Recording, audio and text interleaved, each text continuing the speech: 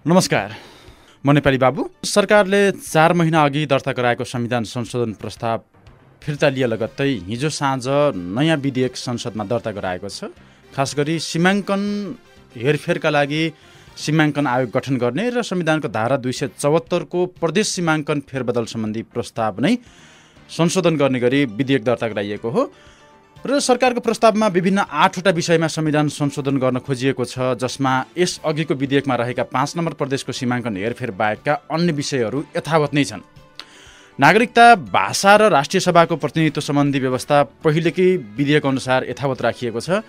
राष्ट्रिय सभाका सांसदहरूको निर्वाचक मण्डलबाट स्थानीय तहका प्रमुख र उपप्रमुखको मत अधिकारलाई हटाउने व्यवस्था गरिएको छ र प्रदेश सभा गठन नहुँदासम्मको लागि त्यसको काम सङ्घीय संसदले नै गर्ने व्यवस्था गरिएको छ। र अर्को एउटा प्रावधान, यदि प्रदेशको सीमाङ्कन हेरफेर गर्नुपर्ने भयो भने सम्बन्धित प्रदेशको सिफारिसमा सङ्घीय संसदले त्यो काम गर्न सक्ने भन्ने प्रस्ताव राखिएको छ। योभन्दा अगाडि बहुमत प्रदेशको सहमतिमा सङ्घीय संसदले सम्बन्धित प्रदेशको सीमाङ्कन हेरफेर गर्ने विषय राखिएको थियो। अब सरकारले नयाँ संशोधन प्रस्ताव दर्ता त गराएको छ, तर यो विषयमा पनि प्रतिपक्षले असहमति जनाएको छ। उसो त यो प्रारम्भिक चरणमा बोल्नको लागि भन्ने कुरा होला र मोर्चाले पनि अहिले आएको नयाँ संशोधन प्रस्तावको आधिकारिक धारणा निकालिसकेका छैन। आज बस्ने मोर्चाको बैठकले सरकारले दर्ता गराएको नयाँ संशोधन प्रस्तावमा आधिकारिक धारणा तय गर्ने भन्ने कुरा छ। एमालेले यसलाई धोका भनेको छ। सुभाष चन्द्र नेङवाङले हिजो अभिव्यक्ति दिँदै जसरी प्रस्ताव आएको छ स्थानीय तहको अधिकारलाई कटौती गर्न खोजिएको छ, यसले 3वटा सरकारको अवधारणा बोकेर जसरी संविधान बनाएको छ त्यो संविधानको मर्म र हित प्रतिकूल भएको भन्दै आएको छ र सरकारले चाहिँ तत्काललाई सीमाङ्कनको विषय हटाउँदाखेरि प्रतिपक्षी एमालेलाई सहमतिमा ल्याउन सकिने र धारा 274 खारेज गरेपछि मधेसी मोर्चा सहमतिमा आउने र संविधान संशोधन गराएर आगामी चुनावहरू सम्पन्न गर्न सकिने हिसाबले यो संशोधन प्रस्ताव अगाडि ल्याएको देखिन्छ। अब अहिले आएको संशोधन प्रस्तावमा एउटा महत्त्वपूर्ण विषय भनेको स्थानीय तहका प्रमुख र उपप्रमुखले राष्ट्रिय सभामा प्रतिनिधित्व गर्दै राष्ट्रपति चुन्न पाउने जुन अधिकार संविधानले दिएको थियो त्यो अधिकारलाई यहाँबाट कटौती गरिँदैछ। यो खास गरी मधेसी मोर्चाको अडानबाट मागबाट आएको भनिएको छ, तर यसले दीर्घकालीन रूपमा स्थानीय तहको जुन अधिकारहरू छन् र जुन समस्या नेपालमा स्थानीय तहले पहिलादेखि नै भोग्दै आएका छन्, वर्षौँसम्म स्थानीय तहको निर्वाचन नहुने समस्या छ। यसले भोलि यो सङ्कटलाई फेरि निम्ताउन सकिने खतरा विज्ञहरूले औँल्याएका छन्। किनभने केन्द्रीय राजनीतिमा यदि स्थानीय तहको भूमिका नहुने हो भनेपछि स्थानीय तहका चुनाव, त्यहाँका आन्तरिक गतिविधिहरूमा केन्द्रलाई खासै मतलब नहुने देखिन्छ। हिजो जनयुद्धकालमा पनि राष्ट्रिय सभामा स्थानीय तहको प्रतिनिधित्व हुने व्यवस्था भएको कारणले गर्दाखेरि 54 सालमा स्थानीय तहको निर्वाचन भएको थियो। यदि त्यो व्यवस्था नभएको भए त्यति बेला आवश्यक ठानिने थिएन त्यो स्थानीय तहको निर्वाचनलाई र भोलिको दिनमा पनि राष्ट्रिय सभा गठनको लागि स्थानीय तहको प्रतिनिधि नचाहिने भएपछि विभिन्न कारण देखाएर स्थानीय तहका चुनाव नहुन सक्छन्। त्यो बाध्यता सरकार, राजनीतिक दललाई नपर्न सक्छ। यदि स्थानीय तहको प्रतिनिधित्व राष्ट्रिय सभामा आउन सक्यो भने बाध्यता यो रहन्छ कि स्थानीय तहको निर्वाचन नहुँदासम्म राष्ट्रिय सभा गठन हुन सक्दैन। राष्ट्रिय सभा गठन नहुँदासम्म चाहिँ राष्ट्रपति, प्रधानमन्त्रीको निर्वाचन अथवा त्यो व्यवस्था अगाडि बढ्न नसक्ने अवस्था देखिन्छ।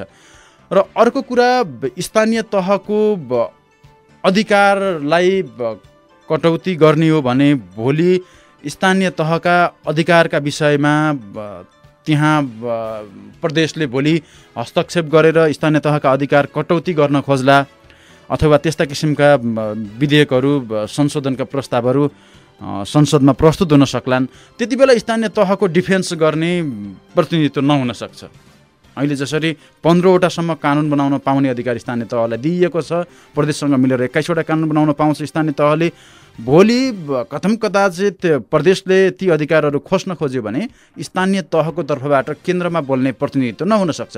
यसरी 3वटा सरकारको एजेन्डा लिएर जनतालाई गाउँ स्तरसम्मै अधिकार सम्पन्न प्रत्याभूत गराउने, स्वशासनको अधिकार स्थापित गराउने भनेर जसरी लक्ष्य राखिएको छ संविधानले बाहिर आवरणमा हेर्दाखेरि, भोलि यो अधिकार कटौती गर्दा साथ यी अधिकारहरू जति बेला पनि खोसिन सक्छन्, यो सम्भावना देखिएको छ। अब अर्को यति बेला राजनीतिक दल सम्बन्धी ऐन 2073 संसदबाट पारित भएको छ। यसले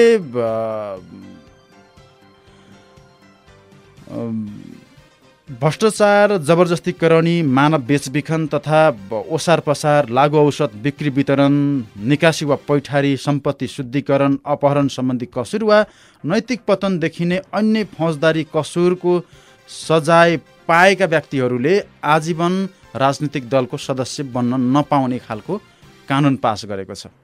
यो एकदमै सराहनीय र नेपालको राजनीतिक शुद्धिकरणको लागि अति आवश्यक कानुन पास भएको छ। यसको पुरै व्याख्या र पुरै विश्लेषण त भइसकेका छैन। प्रारम्भिक रूपमा पत्रपत्रिकाले जसरी छापेका छन् यो विषयलाई हेर्ने हो भने हिजोको दिनमा भ्रष्टाचार सम्बन्धी मुद्दा लाएका नेताहरू अब फेरि राष्ट्रिय राजनीतिमा पार्टीको सदस्य नेता भएर त्यही हैसियतमा चुनाव पनि लड्न पाउने छैनन्, पार्टीको सदस्य पनि बन्न पाउने छैनन्।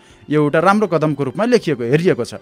अब खास गरी प्रभावशाली केही नेताहरू जो भ्रष्टाचारको मुद्दामा केही वर्ष जेल बसे, उनीहरूको राजनीतिक भविष्य यो विधेयकबाट चाहिँ ऐनबाट चाहिँ समाप्त हुने देखिन्छ। नेपाली काङ्ग्रेसका खुमबहादुर खड्का लगायतका नेताहरूले अब राजनीति गर्ने संवैधानिक र कानुनी बाटो चाहिँ समाप्त भएको अहिले आएको राजनीतिक दल सम्बन्धी ऐन 2073 को दफा 14 ले गरेको छ। अब निर्वाचन आयोगले प्राय जिल्लाबाट निर्वाचन केन्द्र तोकिसक्या, एउटा जिल्ला बच्या भनेको छ। अब सम्भवतः राजनीतिक दलहरूबीच सहमति हुन सक्यो भनेपछि चुनाव होला, तर चुनावका एजेन्डाहरू र चुनाव हुनुभन्दा अगाडि नै स्थानीय तहको अधिकार कटौतीका अभ्यासहरू सुरु हुनुले यो चुनाव एउटा औपचारिकतामा मात्र सीमित हुने हो कि भन्ने विषय पनि रहेको छ।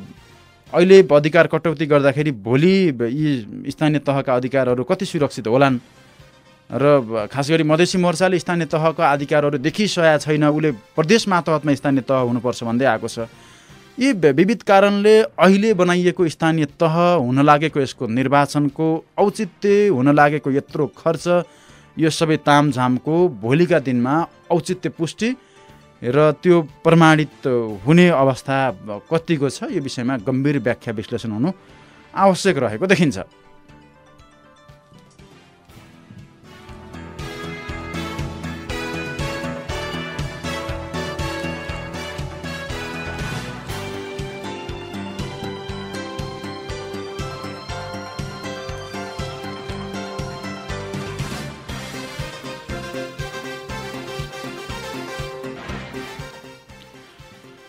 सुतबिन अहिले नयाँ दर्ता भएको संशोधन प्रस्तावमा एउटा अर्को महत्त्वपूर्ण विषय सीमाङ्कनको लागि एउटा स्थायी प्रकृतिको आयोग बनाउने भन्ने प्रावधान पनि राखिएको छ। सरकारले संवैधानिक सङ्घीय आयोग गठन गर्ने गरी संशोधन प्रस्ताव अगाडि ल्याएको छ। संविधानको धारा 278 मा क थप गर्दै सङ्घीय आयोग गठनको संशोधन प्रस्ताव संसदमा दर्ता गरिएको हो। यस्तो आयोगलाई प्रदेशको सङ्ख्या र सीमाङ्कन हेरफेरको अधिकार दिन सक्ने गरी सरकारले संशोधन ल्याएको छ। विधेयक पारित भएर संविधानको अङ्ग बने अहिले रहेका 7 प्रदेशको सङ्ख्यामा आयोगले थपघट गर्न सक्नेछ, तर त्यसको आयोगको कार्यदेश र कार्यविधि भने सरकारले निर्धारण गरे बमोजिम हुनेछ भनिएको छ। र मोर्चाले पनि यो आयोगको विषयमा चासो त देखाएको छ, तर उसले पहिला सीमाङ्कन सम्बन्धी आयोग गठन गरेर त्यो आयोगले प्रतिवेदन बुझाइसकेपछि मात्र यो विषयमा सरकारले राखेको प्रस्तावमा सहमत हुन सकिने बताएको छ र आयोग गठन भइसकेपछि त्यसको क्षेत्र अधिकार के, त्यसले कतिसम्म काम गर्न पाउने, त्यसले बुझाएको प्रतिवेदन कतिको बाध्यकारी हुने, त्यो सरकारको तजबिजमा रहने कि आयोगले बनाइसकेको प्रतिवेदन सर्वसहमति र सर्वमान्यताको विषय रहने। हिजो स्थानीय तह निर्धारण क्षेत्र को जुन आयोग थियो त्यसले बनाएका प्रतिवेदनहरूलाई सरकारले जस्ताको तस्तै ग्रहण गर्न सकेन, त्यसमा के विवाद देखिया थियो। अब यसरी बन्ने आयोगहरू जो संवैधानिक भनिन्छ तर त्यसले दिएका प्रतिवेदनहरू राज्यको लागि बाध्यकारी हुँदैन, यसको पनि कुनै अर्थ त तात्पर्यमा छैन, तर पनि सरकारले सहमतिको लागि एउटा प्रयास चाहिँ गरे हो। र अहिले बनाएको नयाँ संशोधन प्रस्ताव वैशाख 31 गते स्थानीय तहको चुनाव हुनु अगावै पास हुने सम्भावना चाहिँ न्यून देखिएको छ। अब संसदमा हिजो दर्ता भएको नेपालको संविधानको दोस्रो संशोधन विधेयक परिपक्व हुन अब 5 दिन लाग्नेछ र संसद नियमावलीको नियम 114 मा संविधान र संसद नियमावलीको अधीनमा रही विधेयक दर्ता हुन सक्ने प्रावधान छ। सरकारी विधेयकको हकमा 5 दिन अगाडि नै संसदका महासचिव वा सचिवलाई सूचना दिनुपर्ने हुन्छ। संसदमा प्रस्तुत भएपछि विधेयकमाथि संसद नियमावलीको नियम 12 अनुसार सैद्धान्तिक छलफल मात्र छलफल हुनेछ र संसदले संशोधन प्रस्ताव राख्न पाउनेछन्। संशोधन पेश गर्न चाहने कुनै सदस्यले विधेयकमाथिको सामान्य छलफल सकिएको 72 घण्टाभित्र संशोधन सहितको सूचना महासचिव वा सचिवलाई दिनुपर्नेछ। त्यसपछि महासचिव वा सचिवले प्राप्त संशोधनको विवरण सदस्यहरूलाई उपलब्ध गराउनेछन्। त्यसपछि संसद नियमावलीको नियम 144 मा संविधान संशोधन सम्बन्धी विधेयकको कार्यविधिको व्यवस्था पनि राखिएको छ। कार्यविधि अनुसार विधेयकमा उल्लेखित धारा, उपधारा, खण्ड, उपखण्ड वा स्पष्टीकरण जहाँ संशोधन प्रस्ताव पेश गर्न सकिन्छ त्यो गर्ने व्यवस्था छ र विधेयक र त्यसमा परेका संशोधन प्रस्तावमाथि दफावार छलफल गरी बैठकमा प्रतिवेदन सहितको विधेयक प्रस्तुत गर्ने प्रयोजनका लागि सभामुखले बैठकको अनुमति लिई विशेष समिति गठन गर्न सक्नेछन्। त्यसपछि संविधान संशोधन सम्बन्धी विधेयकको प्रत्येक धारा वा उपधारा वा त्यसमा प्रस्तुत भएको संशोधनलाई सभामुखले एक एक गरी निर्णयार्थ बैठकमा प्रस्तुत गर्नुपर्ने हुन्छ। संविधान संशोधन गर्ने विधेयक पारित गरियोस् भन्ने प्रस्ताव व्यवस्थापिका संसदमा तत्काल कायम रहेका सम्पूर्ण सदस्य सङ्ख्याको कम्तीमा 2/3 सदस्यको बहुमतबाट स्वीकृत भएमा विधेयक पारित हुनेछ। संविधान संशोधन गर्ने विधेयक पारित गरियोस् भन्ने प्रस्तावमा संसदको मत विभाजनद्वारा निर्णय लिइन्छ। अब यो प्रक्रिया संसदभित्र छ, प्रतिपक्षीले सहमति जनाइहाल्ने सङ्केत देखिया छैन। उसले त पुरानो विधेयक फिर्ता लिएकोमा धन्यवाद दिएको छ, नयाँ विधेयक फेरि दर्ता गराएर फेरि झमेला नगर्न सरकारलाई आग्रह गरिसकेका छ। यो स्थितिमा निर्वाचन अगाडि संविधानको संशोधन हुने सम्भावना न्यून रहेको छ।